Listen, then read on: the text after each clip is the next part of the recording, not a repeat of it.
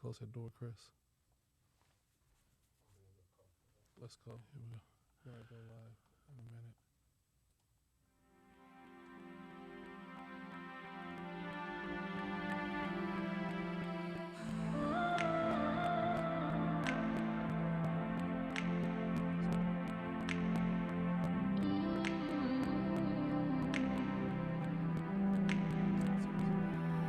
When I struggle to stand in the rising flood,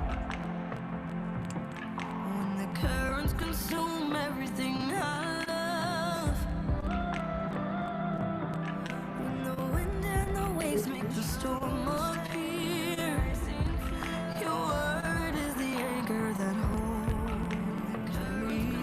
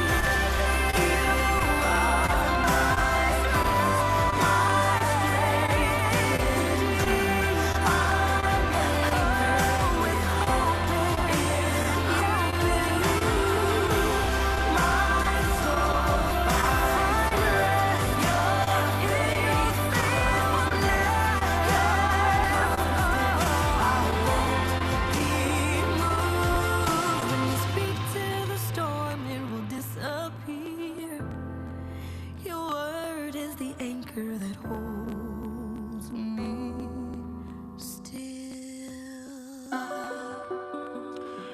Gracious Father God, we thank you for another day that you've allowed us to see. God, in the midst of every storm, in the midst of every trial, God, we know that you are our Savior, you are our God. God, we ask that you would just honor us with your presence on today. And Lord, in everything that we do, that we ask that you would be pleased, that you would be glorified. And we thank you now in Jesus' name. It's the Wake Up Morning Show. Thought that you should know. It's the Wake Up Morning Show. Wake up, wake up. It's the Wake Up Morning Show. Thought that you should know. It's the Wake Up Morning Show. Wake up, wake up. It's the Wake Up Morning Show. The thought that you should know is the Wake Up Morning Show. Wake up, Robert Earl. It's the Wake Up Morning Show. Thought that you should know is the Wake Up Morning Show. Wake up, wake up. It's the Wake Up Morning Show. Thought that you should know. It's the Wake Up Morning Show.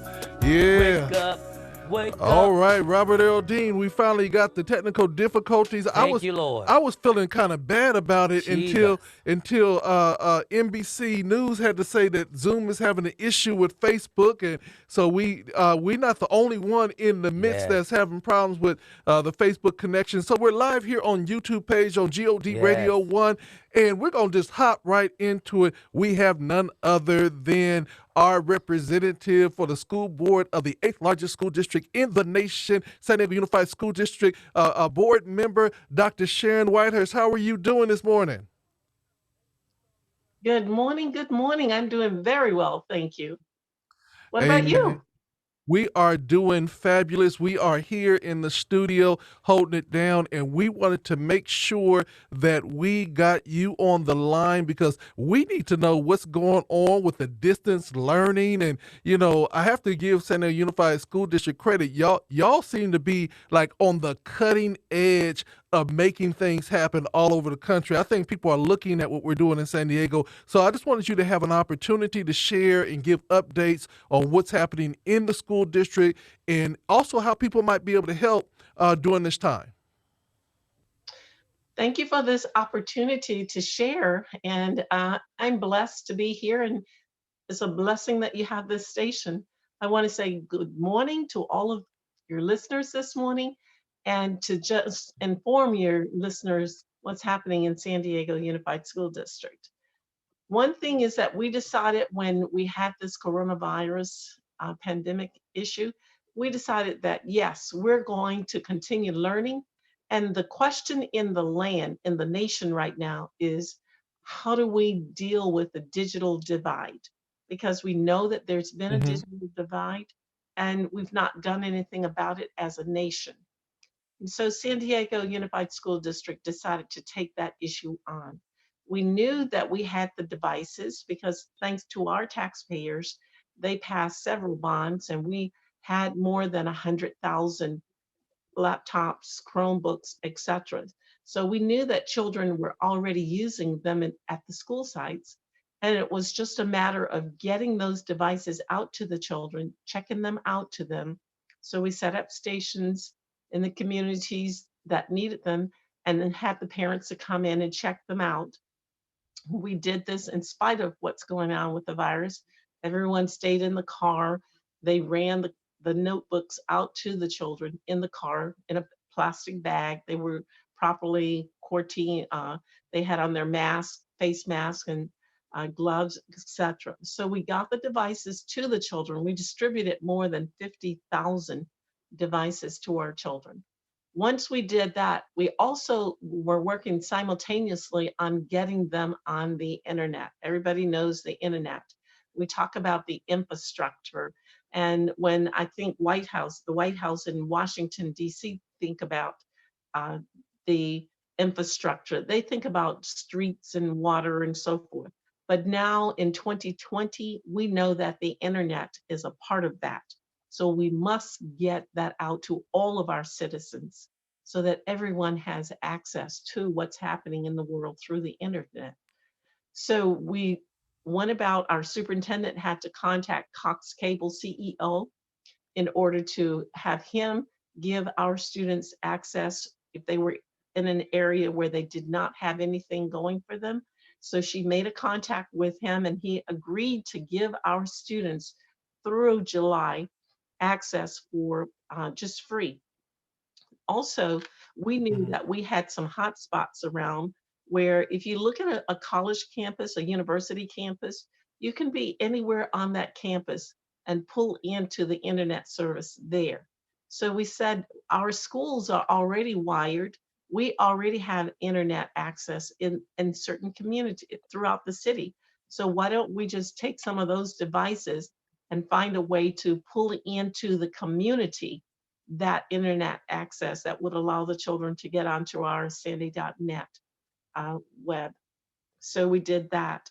We also distributed hotspot devices, etc. So we're pressing on all fronts to bring access to our children. As of last night at our board meeting, it was reported that all of our children except 4.4%.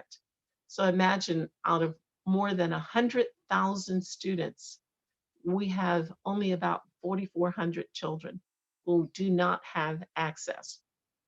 And we've not stopped there.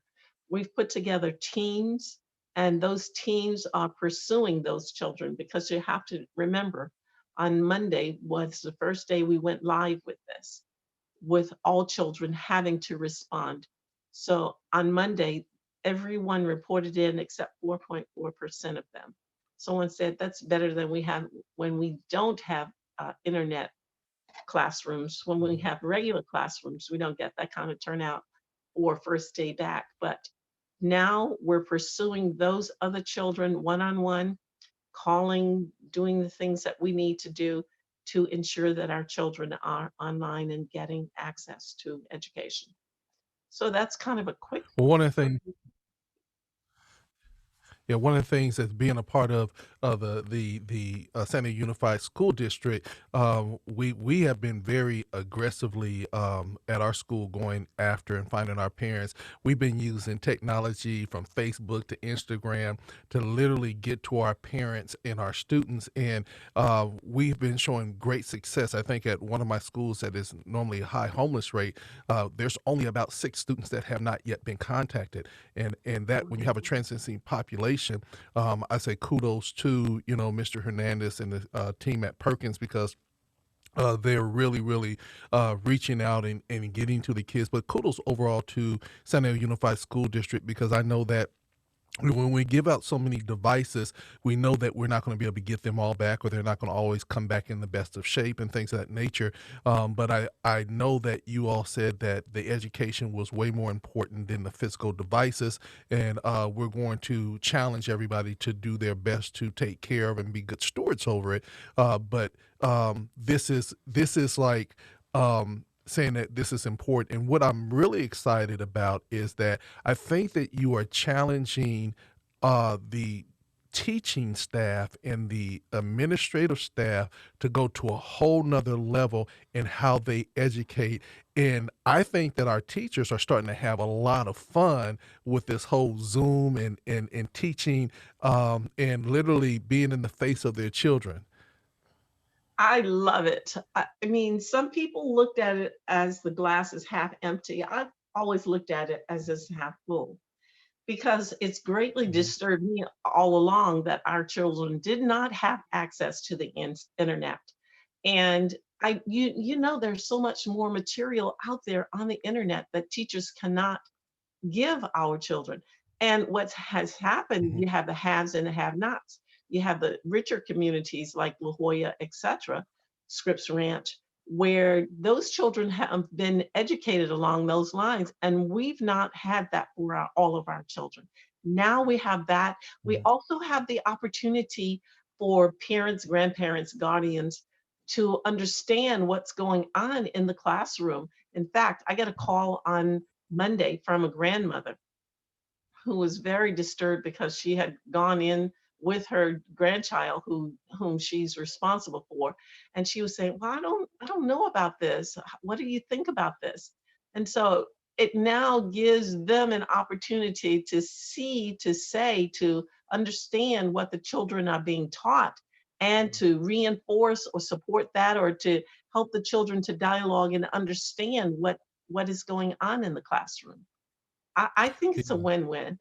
I mean, Yeah, that's the way I look and one at of it. the things One of the things we've been like saying to a lot of parents, we need you to come into the classroom and see what's going on. Now they actually get to go to school with their children, be able to see it, and that's really exciting. Now, you at San Diego Unified School District, you guys are also you work with the whole children and the family in general. Can you talk about the programs that you have set up to provide food to the population of our students? Thank you for that opportunity.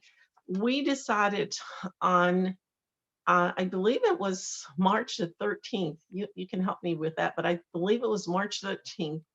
LA Unified School District and San Diego Unified School District on the same day. I was on your show, in fact, and I made that announcement that we were going to um, close schools. All the schools were going to close. And we had not informed the staff of the cafeteria staff on that Friday that on Monday we wanted them to be serving food to children because some children rely on this when you have a high population of students who are on free and reduced lunch. That's all they were getting. We were providing them breakfast and lunch at the schools. So we told the staff about it, and that Monday they were ready. They were distributing lunches. We started at 7 sites. We had only one preparation kitchen up, but they were distributing it to all the other sites, and folks started rolling through. As of this week, as of Monday, I believe it was, we had served over 600,000 meals, breakfast Wow. and lunch included. Wow. And every day now we're up to about 15 to 20 sites that are Hmm. serving meals. So we've expanded with more kitchens coming online to um, provide the food for them. So I'm Excellent. very pleased. Yeah. So we've talked about the educational plan and being on the cutting edge. We've talked about some of the meeting of the needs plans. I'm going to ask two more questions, and then I'm going to allow you let you go on because I know you have a busy day. First one would be is from the counseling and the students that are in need that have extra services, the current plan for that, and then lastly, is there anything that we can challenge our listeners or the community to do to help engage and to strengthen the plan at San Diego Unified School District, which I know that the districts around us, there's over 42 districts in this area under the Office of Education that might be able to help in this time. Thank you for those questions. Number one, I'm just going to briefly touch on the counseling piece, but you're a counselor, and this gives you an opportunity to share so you can give yourself some kudos and pats on the back here. But we still have access, and children are able to contact, the parents are able to contact. It's in fact maybe expanded because now the parents can go online and access a call into the schools just as they were. The counselors are available. We're expanding that. We have mental health resources, etc. And I will pause here and allow you to share on a personal level what's going on because your school a couple of years ago was one of the hot spots in terms of the homeless population and the issues going on there, the trauma that the children were experiencing.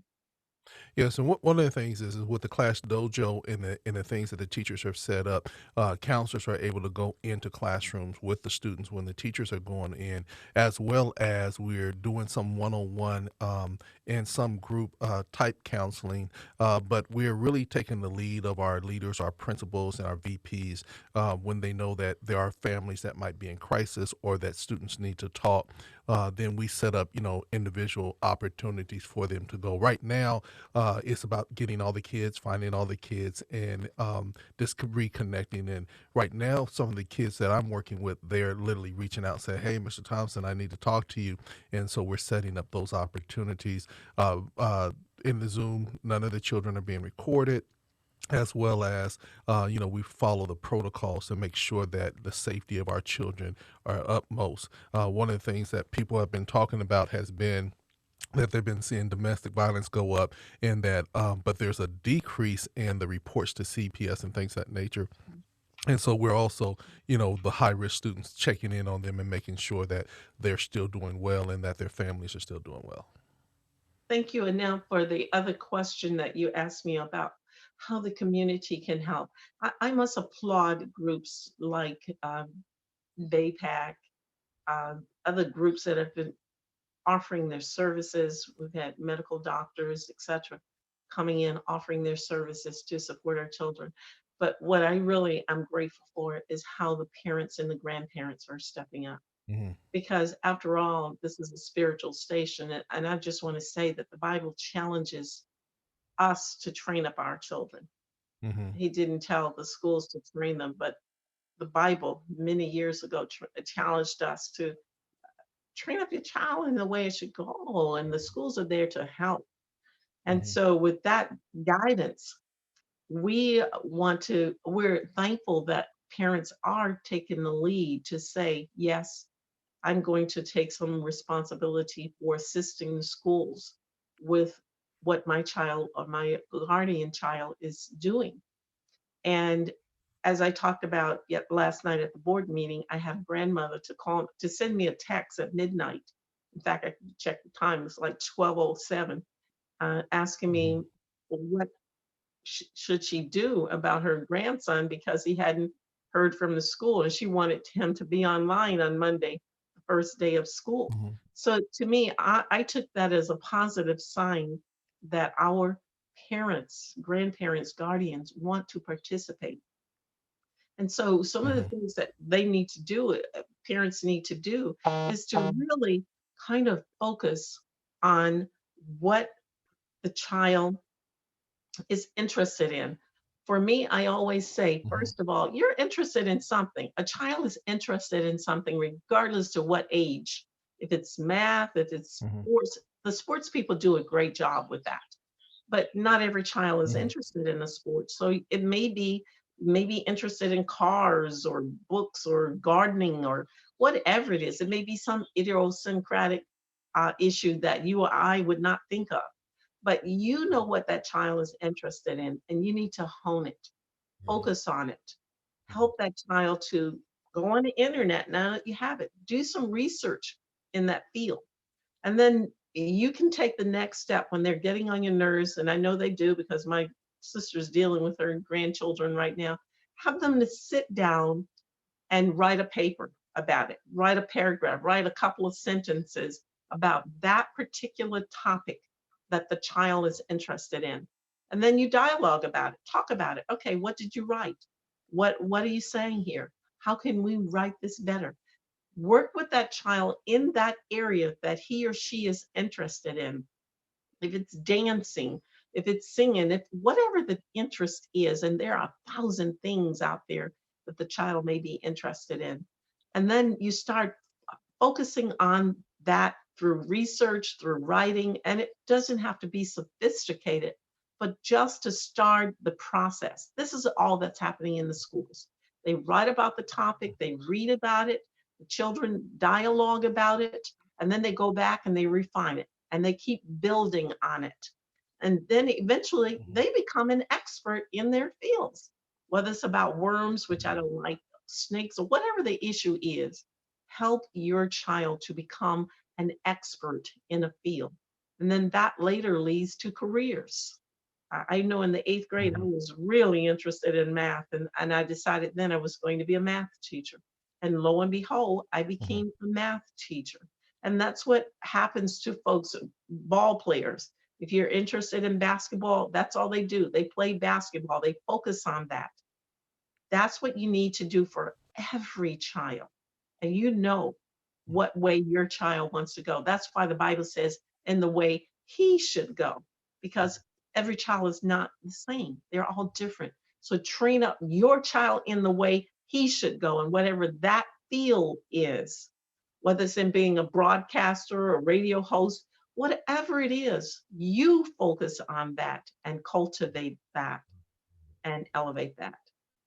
That's good. That's Okay? good. Does that make We sense? we we want to say Really good. to you, thank you so much for being on the front line, with our children and representing District E, but not only District E, but the whole entire city of San Diego. I know that you are in the trenches fighting. Our prayers are with you because we know that this is not an easy time, but it's a necessary time.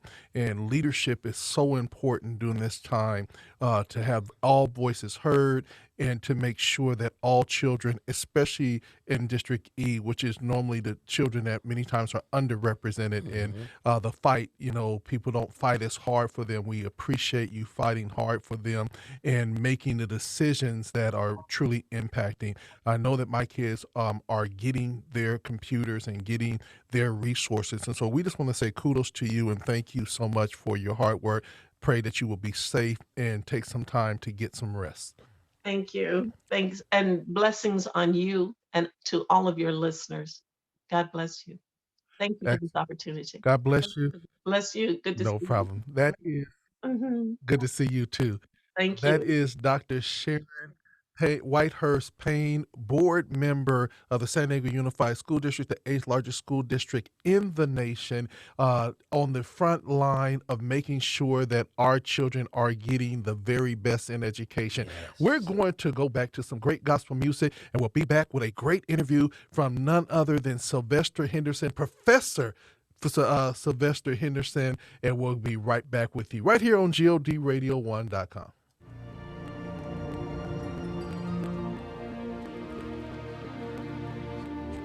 You may be ready to give up on me, but I keep my promises.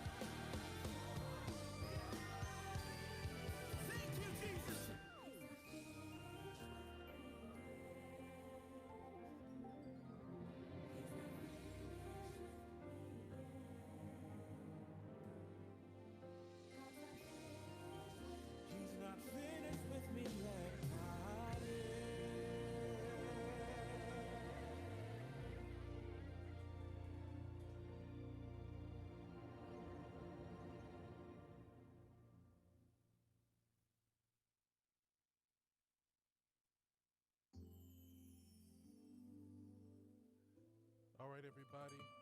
We are back right now with Facebook Live. We've been having a major issue with Zoom today, and it's having major issues all over. We're going to play Evangel, and then we're going to get right into this great interview with none other than Dr. Professor uh, Sylvester Henderson. Gonna get him on the line right quick. Lord, do you even hear me? Are you even really there? Lord, do you even feel me? Do you even really care?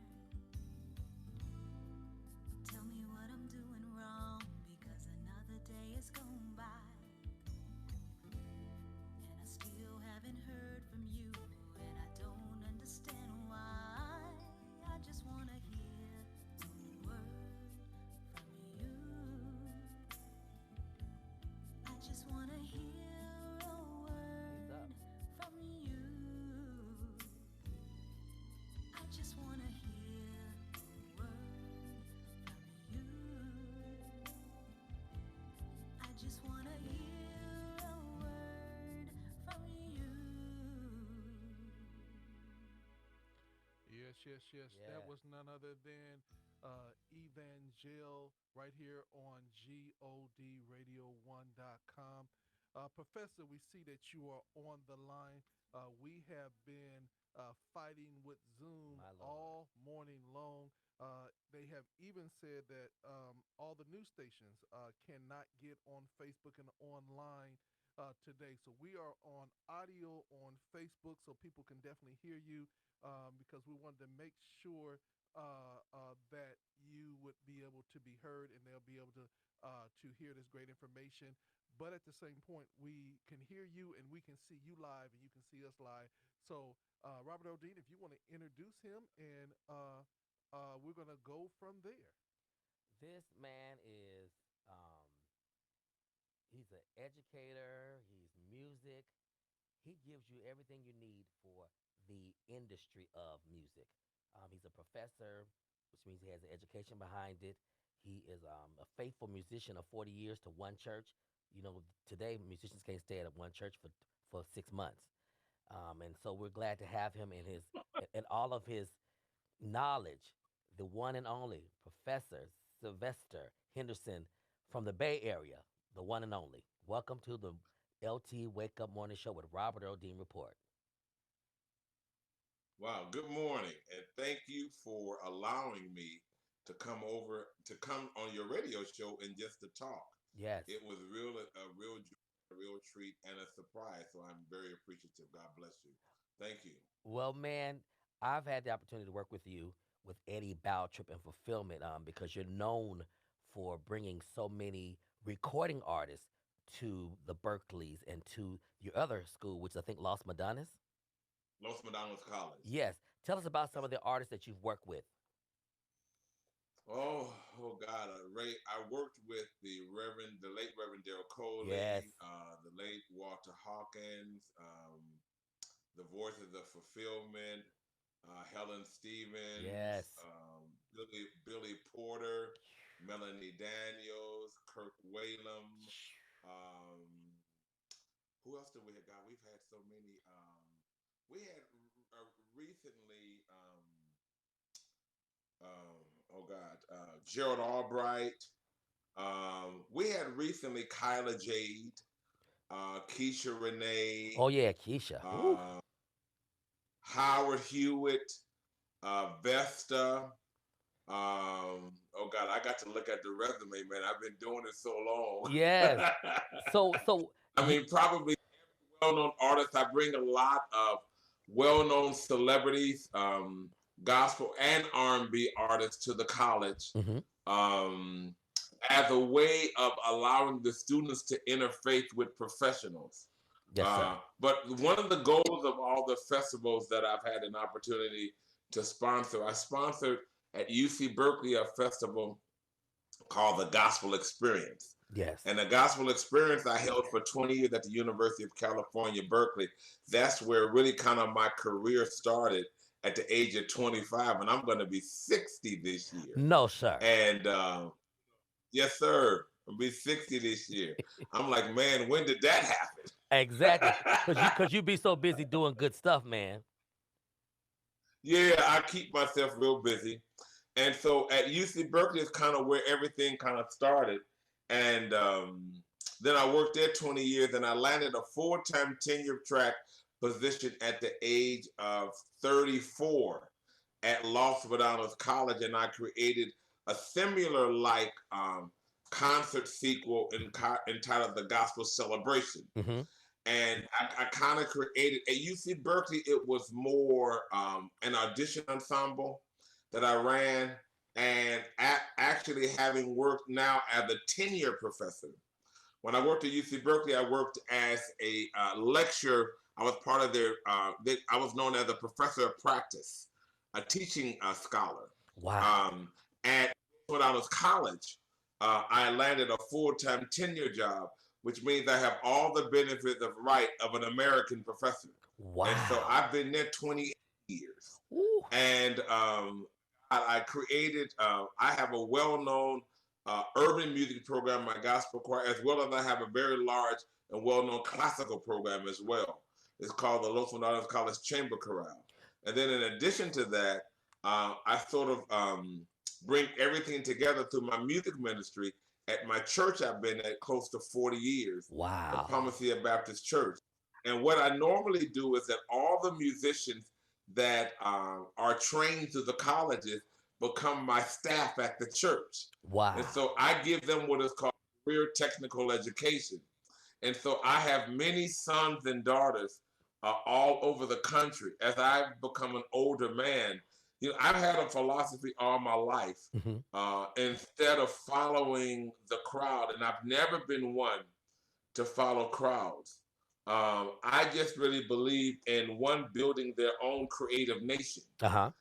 So I have especially the last 10 years, I have really started seeing the result of all of the massive work that I've done through not only just being honored as a professional, but watching so many of my students now lead the nation. Oh yes. The majority of the major musicians all around the world Yes. all come from my nation From and my you. family. Yes. And why is The that? majority. And why is that? Because you're known for holding the bar high. And what I like about you, what I love about you with my cousin John DeCure, is that you didn't let these church musicians just come in and just get down and just play and play and play. You made them learn their craft from the educational side, That's right. and you made them serve by being auditioning for the choir. That's not normal. Right. I make musicians learn to sing. Yes, I make them learn to read music, important. and I encourage the central thing that I've had my entire life is to obtain an education. You know, I really look at it quite differently. You know, I don't fit necessarily well in your traditional gospel environment Hmm. because I'm not a groupie, and I don't subscribe to the weekly musicals and Right. the burning young people out. Because to me, at the end of the day, that's senseless. It's useless. Yes. At the end of the day, I believe that God has a greater plan for His people, and that plan is for us to be able to take your craft and actually do something with it. You know, I see so many well-known artists that spend their whole life serving and performing, and then when they become 60 or 70, they have to take an offering to bury them. And I just think that's absolutely ridiculous. Well, And it's not because I don't love the people or think they're not talented, but to me, one of the greatest skills you can give is not just giving the man the fish, but giving him the tools to help him to learn how to fish, and so he can take care of himself. And to me, that's what higher education does, and a real skill. Many of my students are college graduates with master's and doctorate degrees, such as Jonathan DeCure. Some of them come in and complete associate degrees and develop certificate programs like Mike Blankenship. Some of them are in the process of sort of completing their degree, like another young man that I'm very close to. He's like really dear to my heart, Mr. Richard Hayes. mhm. A lot of them serve all around. David Jackson, who's the keyboardist for Jennifer Hudson, Well, he came in and took a bunch of courses for about a year at the college. You know, I can look at one of my, what I call my musical sons, David Chong, just completed his PhD from CSU LA. And many of them take different paths. Some of them are interested in becoming educators. Some of them, I tell them, I need you to complete your education so that you may decide one day that the performing life is not what you want and you want a more stable job. I've always liked the fact of stability. I have never liked the fact of just ripping and running around the country. I like the fact of having a real stable job and being consistent and being persistent. But you know, that's not the gospel. That's not the gospel way. Right. And I see a lot of young artists, and I'm the sort of person that people love or hate. Usually, I create my own nation because generally, sometimes people think I'm very, very hard, but really, in my heart, I love them, so I don't want to lie to them. Right. And so, whenever I meet a young artist or a young person, I'm always going to talk about higher education. Sometimes they want me to just concentrate on, wow, you know, I have a great voice. But you know, a lot of people have a great voice. That doesn't mean anything. Hmm. Oh, I play well. A lot of people play well. That doesn't mean anything. Professor, At the end of the day, that becomes a problem. Professor, I want to Yeah. I want to enter Jack right here because I got like 1,500 questions, but I wanted to first start off with my personal beef that I've had with you since I've left the University of California. He always got a Berkeley. beef. I just wanted to know. I was there from '83 to '86, '87, and I believe you came in '85, '86. Yes. And I'm trying to figure out how did you not let me come and hang out with you, and why was I snubbed? Was I not anointed enough? Could you just help me out with this? I've been struggling with this for years. Well, you know, Dr. LT, it could be that I came when the class met. We were meeting on Friday evenings, and so you have to ask yourself, maybe on a Friday, what were you doing on Friday afternoon, like at 6 o'clock? Oh, Because it was real rare. I'm not sure. I don't know. I can't say. well, you know, I do know that at the time you came, Berkeley didn't have that many African American students. It was more than it is now, though. yeah, But yeah. around those times, they didn't have that many. Yeah, it was just us four and no more, and we was just trying to find each other. And every time we saw each other, we was just happy to see them. So I'm trying to figure out how I missed you because we went in search of African American people, and we were trying to figure out what was going on. So we are excited about it. I think on Friday nights I was Church of God in Christ. So because we're Church of God in Christ, that was Friday night service. Right. So I probably was there and didn't know about it. So but I am so happy that you were there. Yes. It was now I could say it was you and Harry Edwards and everybody else that really just made things happen at the Berkeley campus. But yeah, my beef is over now. I just want to let you know I was deeply hurt that I didn't get to sing in the tennis section. I'm an old man now, so sometimes you make mistakes when you were younger. So you know what? I have to apologize to you for not finding you, but I did find you. Yeah. So that's a good thing. Yes. So let's get down to the nitty gritty. One of the things that you are an educator. You are someone that makes sure that you do more than just have people that sing and perform. So the question is, if let's start off ground zero. Young artist, talented, comes to you and is making a whole bunch of noise. Um, um, what would be the first advice that you give to that young person? First thing I would do is to schedule a meeting with them. I would try to find a way to support their creativity, but I try to partner with their passion and emotion to say basically, I want to support you, but I want you to get out of your comfort zone. Mm-hmm. And we look at it actually creating a really clear educational plan. Even a lot of times when they don't want to, I'll have them maybe to take 1 or 2 classes to begin the relationship. And generally what happens is, at all of the colleges that I've been at, primarily the 2 major ones have been UC Berkeley and Los Fernandez College. Most of the students who are in the program, they create sort of like a tribe. And what happened is that when new members come into the tribe, the other tribe members will tell them, now he's probably very hard on you. They don't tell me this, but I know. Mm-hmm. But he really is